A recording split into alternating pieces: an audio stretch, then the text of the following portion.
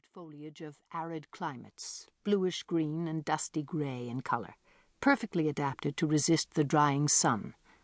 Where the soil is less porous and water will lie for a while after rain, comes the annual saltbush, a miraculous silvery grey plant which stores its own water in small balloon-like round leaves and thrives long after the rains have vanished.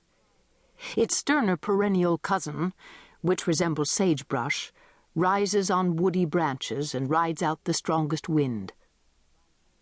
Very occasionally, where a submerged watercourse rises a little nearer the surface of the earth, a group of eucalyptus trees will cluster. Worn and gnarled by wind and lack of moisture, they rise up on the horizon so dramatically they appear like an assemblage of local deities. Because heat and mirages make them float in the air, they seem from the distance like surfers endlessly riding the plains above a silvery wave.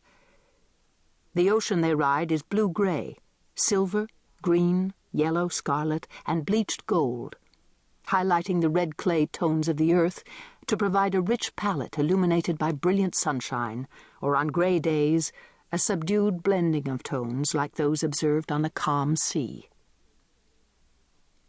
The creatures that inhabit this earth carry its colours in their feathers, fur, or scales. Among its largest denizens are emus, 6-foot-high flightless birds with dun-grey feathers and tiny wings, and kangaroos. Kangaroos, like emus, are silent creatures, 2 to 8 feet tall, and ranging in colour from the gentlest dove-grey to a rich red-brown.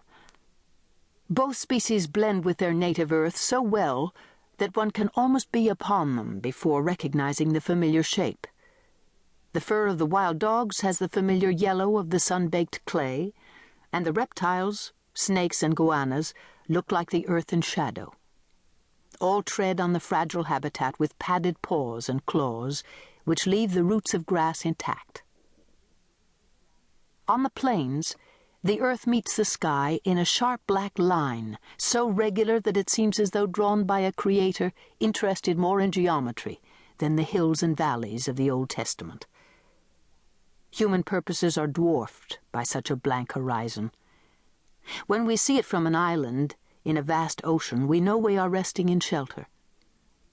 On the plains, the horizon is always with us, and there is no retreating from it. Its blankness travels with our every step, and waits for us at every point of the compass. Because we have very few reference points on the spare earth, we seem to creep over it, one tiny point of consciousness between the empty earth and the overarching sky. Because of the flatness, contrasts are in a strange scale.